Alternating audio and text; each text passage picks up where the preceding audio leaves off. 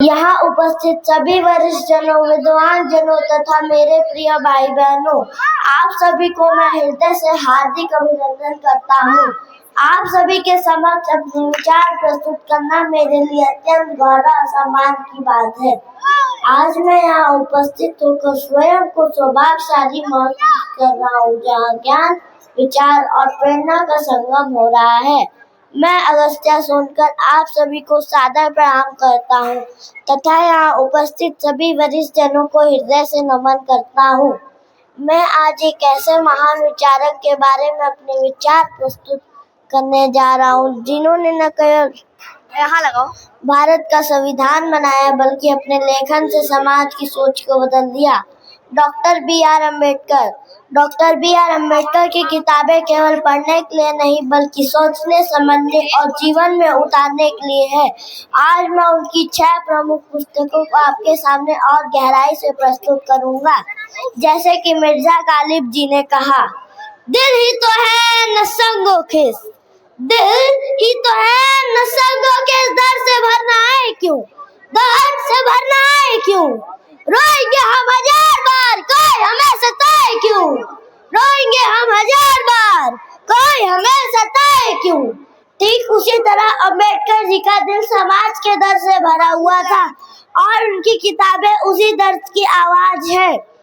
सबसे पहले हम बात करते हैं एनिहिलेशन ऑफ कास्ट की। बी.आर. अम्बेडकर द्वारा लिखी गई the annihilation of cast Bharatiya Samaj की जाति व्यवस्था पर सबसे गहरा और क्रांतिकारी प्रहार करने वाली रचना है। यह मूल रूप से एक भाषण था जिन्हें उन्हें सामाजिक सभा में देना था, लेकिन इसके विचार इतने साहसी और सच्चे थे कि आयोजक ने उन्हें उद्देश्य साबित करना है। जाति प्रथा भारतीय समाज की सबसे बड़ी बुराई है जो समानता, स्वतंत्रता और भाईचारे को नष्ट करती है। अम्बेडकर जी कहते हैं कि सामाजिक व्यवस्था केवल एक सामाजिक ढांचा नहीं बल्कि एक ऐसी प्रणाली है जो लोगों को उनके जन्म के आधार पर अलग अलग वर्गों में बांट देती है और उनके अवसरों को सीमित कर देती है। उन्होंने प्रसिद्ध रूप से कहा, caste is not division of labour, it is a division of labour. अर्थात यह व्यवस्था काम के आधार पर नहीं बल्कि इंसानों को बांटने का एक अन्यायपूर्ण तरीका है। इस पुस्तक में अम्बेडकर जी बताते हैं कि जाति व्यवस्था केवल बाहरी नहीं बल्कि मानसिक और सांस्कृतिक रूप से गहराई से जड़ें जमा चुका है।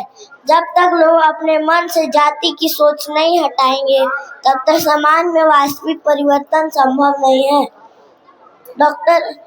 उन्होंने इसमें बताया, सामाजिक सुधार राजनीतिक सुधार से अधिक महत्वपूर्ण है। अगर समाज में असमानता बनी रहेगी तो राजनीतिक स्वतंत्रता का कोई महत्व नहीं रह जाएगा। उन्होंने धार्मिक मान्यताओं और परंपराओं की भी आलोचना करते हैं जो केवल सतही लाभ की बात करते हैं लेकिन जाति व्यवस्था की जड़ों को नहीं छूते। वे कहती हैं कि अगर हमें सच में समाज को बदलना है तो हमें साहस के साथ सच्चाई को स्वीकार करना होगा और पूरी व्यवस्था को बदलना होगा। कल्पना कीजिए कि एक मेहनती और प्रतिभाशाली छात्र अपने जाति के कारण अच्छे अवसरों से वंचित रह जाता है। यह केवल एक व्यक्ति का नुकसान नहीं बल्कि पूरे समाज की प्रगति को रोकता है। इस विचार में महान संत कबीर के दोहे से और गहराई मिलती है। जाति न पूछो साधु की, पूछ लीजिए ज्ञान, मोल करो तलवार का, पड़ा रहे दो म्यान। यह दोहा हमें सिखाती है कि इंसान की पहचान उसकी जाति या रंग से नहीं बल्कि उसके विचार और उसके कर्म से होनी चाहिए। एनिहिलेशन ऑफ कास्ट हमें सिखाती है कि समानता के बिना समाज अधूरा है। शिक्षा और जागरूकता ही बदलाव का रास्ता है और जब तक समाज में जाति प्रथा खत्म नहीं होगी तब तक सच्चा लोकतंत्र संभव नहीं है। दूसरी पुस्तक है the problem of rupee. B R. Ambedkar द्वारा लिखी गई द प्रॉब्लम ऑफ रूपी भारत की आर्थिक व्यवस्था पर सबसे एक अत्यंत महत्वपूर्ण और गहन अध्ययन है। यह उनकी शोध पीएचडी थीसिस पर आधारित है। इनमें उन्होंने भारतीय मुद्रा प्रणाली, स्टेबल करेंसी सिस्टम की समस्याओं को विस्तार से विश्लेषण किया है।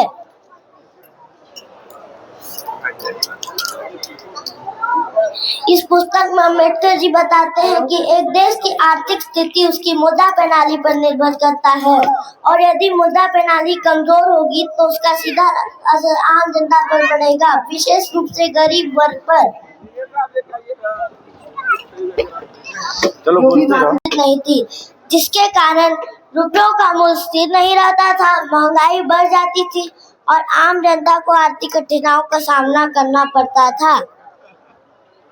इनमें उन्होंने बताया मुद्रा का असंतुलन, इंस्टेबिलिटी केवल आर्थिक समस्या नहीं बल्कि सामाजिक समस्या भी बन जाता है। इसका सबसे ज्यादा असर गरीब और मजदूर वर्ग पर पड़ता है। इस संदर्भ में उनका विचार था कि एक मजबूत और स्थिर मुद्रा प्रणाली, स्टेबल करेंसी सिस्टम ही आर्थिक न्याय की नींव है।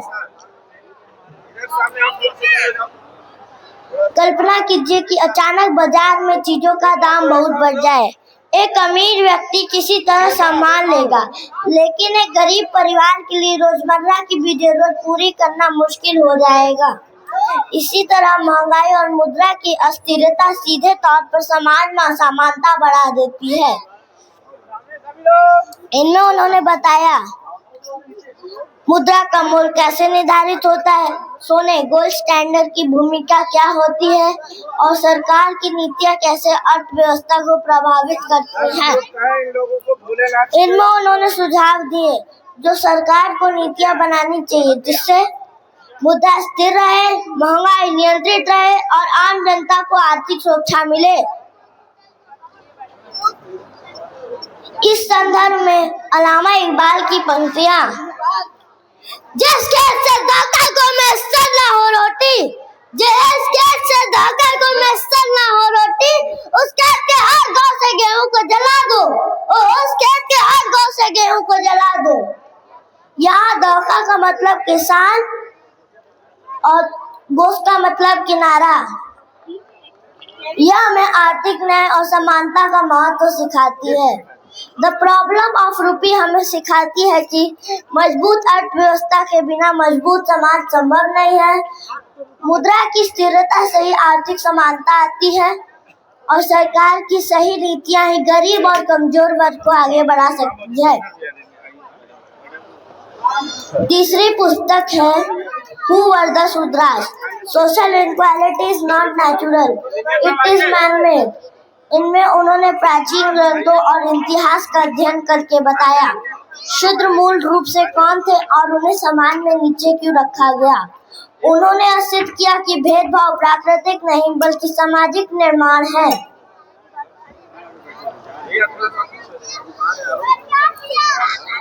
अगर किसी समाज में इतिहास को गलत तरीके से प्रस्तुत किया जाए तो आने वाली पीढ़ियां उसी भ्रम में जीती हैं।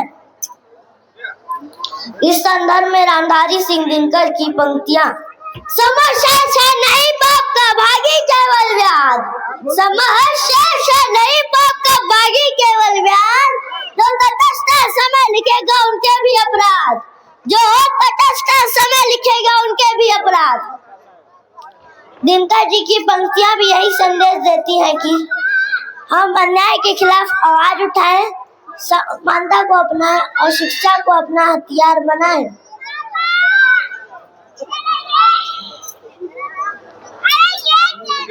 चौथी पुस्तक है The Untouchables, Untouchability is worse than slavery।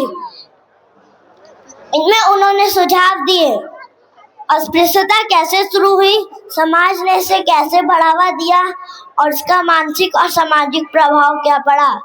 एक बच्चा स्कूल में अलग बैठाया जाता था, उसके आत्मसम्मान पर क्या असर पड़ेगा।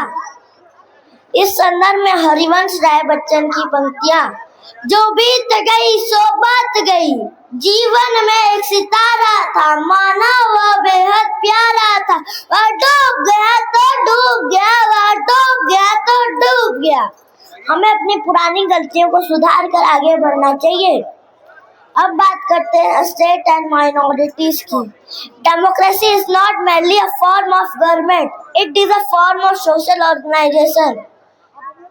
इनमें उन्होंने सुझाव दिए, सभी नागरिकों को समान अधिकार मिले, सरकार कमजोर वर्गों की रक्षा करे और आर्थिक और सामाजिक न्याय सुनिश्चित हो। अगर किसी समुदाय को शिक्षा या नौकरी में अवसर नहीं मिलेगा तो वो हमेशा पीछे रह जाएगा। सच्चा लोकतंत्र वही है जहाँ हर व्यक्ति सुरक्षित और सम्मानित महसूस करे। इस पर दुष्यंत कुमार की पंक्तियां। सिर्फ हंगामा खड़ा करना मेरा मकसद नहीं, सिर्फ हंगामा खड़ा करना मेरा मकसद नहीं, मेरी कोशिश है कि सूरत बदलनी चाहिए, मेरी कोशिश है कि सूरत बदलनी चाहिए। सच्चा लोकतंत्र वही है जहाँ बदलाव वास्तविक हो, केवल शब्दों में नहीं। अंत में Buddha and his Dhamma, peace comes from within, do not seek it without. इस पुस्तक में डॉक्टर अंबेडकर जी ने गौतम बुद्धा के सिद्धांतों को बताया। दुख का कारण, दुख से मुक्ति का मार्ग और मध्यम मार्ग। अगर हम क्रोध के बजाय धैर्य अपनाएं तो जीवन आसान हो जाता है। इस पुस्तक में डॉक्टर अंबेडकर जी ने गौतम बुद्धा के सिद्धांतों को समझाया। पीस, शांति, करुणा, कंपैशन और मध्यम मार्ग, मिडल पाथ। इस संदर्भ में गुलजार जी की पंक्तियां। दिल में थोड़ी रोशनी रखो, दिल में थोड़ी रोशनी रखो, अंधेरा खुद मिट जाएगा, अंधेरा खुद मिट जाएगा। गुलजार जी की पंक्तियां भी यही संदेश देती है कि अगर हम अपने अंदर अच्छाई और शांति लाते हैं तो जीवन की समस्याएं अपने आप कम हो जाती हैं। यह हमें सिखाती है कि that true peace comes from within। प्रिय साथियों, डॉक्टर अंबेडकर जी की किताबें हमें केवल ज्ञान नहीं देती बल्कि एक बेहतर इंसान बनाना सिखाती है। उनका जीवन और उनके विचार हमें प्रेरित करते हैं कि हम अन्याय के खिलाफ आवाज उठाएं, समाज को बदलने के लिए आवाज उठाएं और हम अन्याय के खिलाफ आवाज उठाना हर व्यक्ति की जिम्मेदारी है। इस संदर्भ में रामधारी सिंह दिनकर की पंक्तियां। कलम आज उनकी जय बोल, कलम आज उनकी जय बोल, जो चढ़ गए पुण्यवेदी पर, जो चढ़ गए पुण्यवेदी पर। हमारी लेखनी उन लोगों की महिमा गाए जो लोग सच्चाई, न्याय और समाज के लिए बलिदान हो गए। आइए हम सब मिलकर उनके सपनों का भारत बनाएं। अपनी अपनी आवाज में ताकत भरिए, अपने अपने मन में गर्व रखिए और मेरे साथ पूरे जोश से कहिए, जय भीम, जय भीम, जय भीम, जय भीम, जय भीम, जय भीम, जय भारत, जय भारत। बहुत बहुत धन्यवाद। बहुत बहुत धन्यवाद अगस्त्य जी, आपने बहुत प्रेरणादायक बोली। बहुत बहुत